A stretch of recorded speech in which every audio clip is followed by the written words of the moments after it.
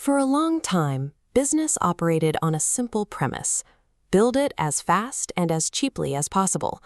This was the era of the inside-out selling concept, where the entire focus was on the factory floor, churning out mass-produced goods and pushing sheer volume.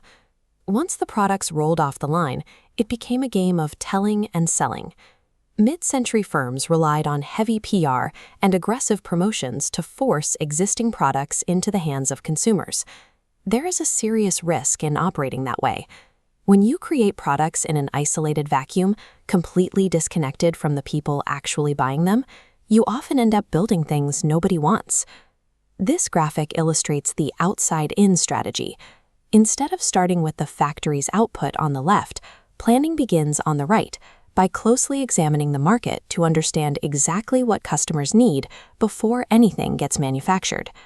Modern marketing acts as the strategic architecture of value.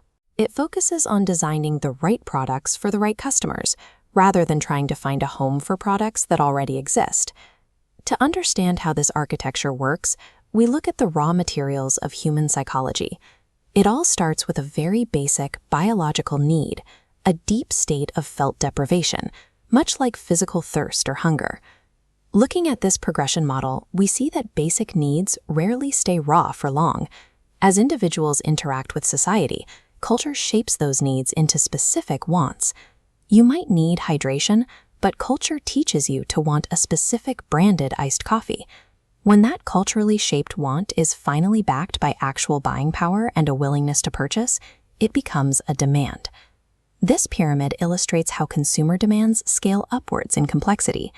At the base, financial power secures physiological survival items like basic groceries. But as you move up the tiers, that same purchasing power seeks out belonging through community spaces, or esteem through status brands and luxury vehicles. Corporate marketing architecture is built on top of basic human psychology and cultural conditioning. Companies respond to these psychological demands by creating market offerings. As this diagram shows, these offerings come in three distinct forms: tangible physical products you can own, intangible services based on actions, or immersive, emotionally engaging experiences. This diagram represents the exchange bridge, a two-way street connecting the organization to the consumer. The marketer sends out products, services, and communication across the top, while the market sends back money, time, information, and loyalty. Consumers do not cross this bridge blindly. This scale visualizes their internal calculation. They are constantly weighing the emotional and practical benefits they expect to gain against the total costs incurred, which includes the price tag as well as the time and effort required to obtain the offering. If the perceived performance matches or exceeds those expected costs, you hit a critical tipping point. This is where a single transaction transforms into genuine customer satisfaction. True value is rarely found in the cheapest price tag alone. It requires engineering a specific emotional and practical payoff that makes the exchange feel worthwhile, ultimately securing long-term customer loyalty. Zooming out from a single exchange, we see how this architecture scales. This network diagram shows that modern markets are no longer physical meeting places. They are massive, interconnected global digital networks linking consumers, businesses, and governments all at once. Mastering these millions of individual exchanges across such a vast digital network gives modern marketers tremendous global influence. With that scale comes an unavoidable responsibility. That responsibility leads us to a difficult ethical conflict. If the entire architecture is designed to satisfy immediate human demands, what happens when those desires actively harm society in the long run? Think about the immediate gratification of fast fashion or cheap, highly processed foods. This graphic highlights the clash between two competing interests.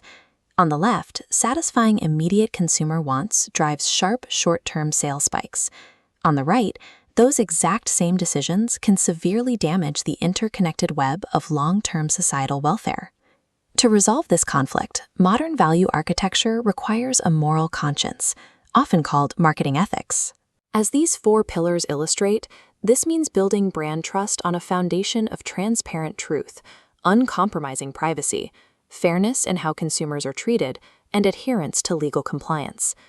This framework pushes beyond a simple legal checklist to the triple bottom line, creating sustainable value across 3 areas.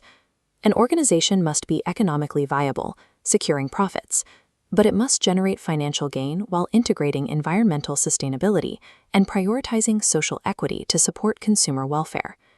All of this culminates in the societal marketing concept, mapped out in this triangular model. It requires a delicate, continuous balance, fulfilling the company's financial goals, satisfying consumer needs, and actively protecting the long-run interests of human welfare. Marketing serves as the ethical architecture required to design a sustainable, shared future. Look at this photograph of an early 20th century assembly line. This captures the industrial era's selling concept, a mindset built entirely around factory-level production, where the primary objective was simply pushing massive volumes of existing products out the door. This graphic breaks down how that old paradigm actually worked. Looking at the blue column on the left, the strategy was entirely inside out. Companies relied on heavy selling and aggressive promotion to generate profit through sheer sales volume, regardless of market needs. The problem with fulfilling immediate human wants by simply pushing as much product as possible is the physical aftermath. It creates massive waste, ignoring the long-term health of our society. Operating purely to maximize immediate profits without considering the broader impact eventually destroys the natural resources and the communities those very businesses rely on to survive. Over the decades, this unchecked drive for volume led to highly questionable practices. Companies frequently exaggerated product claims, utilized high-pressure sales tactics, and targeted vulnerable demographics just to clear inventory and hit quarterly quotas.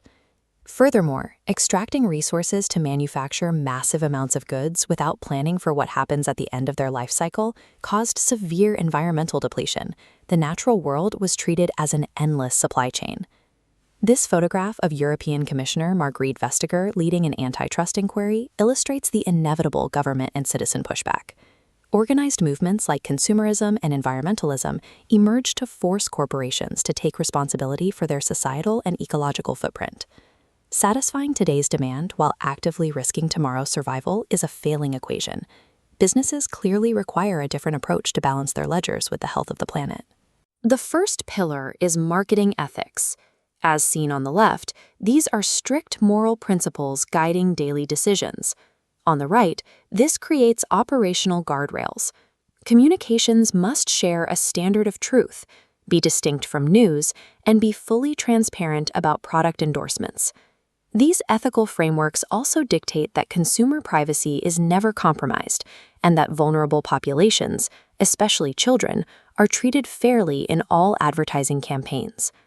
True ethical marketing requires a company to adopt a proactive policy of doing no harm. It means making choices based on corporate conscience and long-term consumer welfare, going far beyond what the legal system allows. These ethics act as the strict boundaries of a business. They prevent deceptive practices while establishing the baseline of unshakable consumer trust required for a brand to stay alive.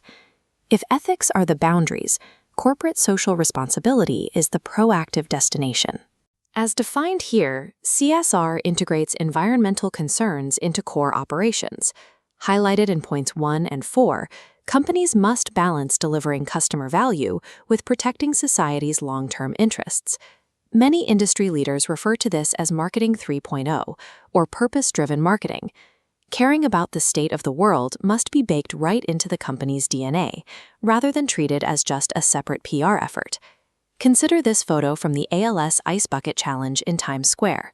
Brands like Tumblr used their massive platforms to actively raise awareness and funds for a specific cause, rather than just pushing a product to their users. By embracing social responsibility, a business evolves from a simple goods supplier into an active participant working to improve the global community's welfare. When a company successfully integrates the strict guardrails of ethics with a proactive mission of social responsibility, they achieve true sustainable marketing. And this approach is far from charity. By aligning with their customers' deepest concerns, companies build intense loyalty, which directly translates into long-term financial gains. The modern, purpose-driven organization operates on what is known as the triple bottom line. Success is measured by the balanced equilibrium of people, planet, and profits. By prioritizing all three simultaneously, businesses ensure their own survival while protecting the natural environment and the economic well-being of future generations. As the orange box on the right highlights, we have moved beyond the era of simply matching customers to surplus inventory. Modern marketing serves as an architecture of value, creating a cycle where company success and societal well-being sustain each other. The shift to purpose-driven marketing proves that long-term profit relies on high standards of integrity and social conscience. Ultimately, businesses that protect the world they operate in are the ones built to endure.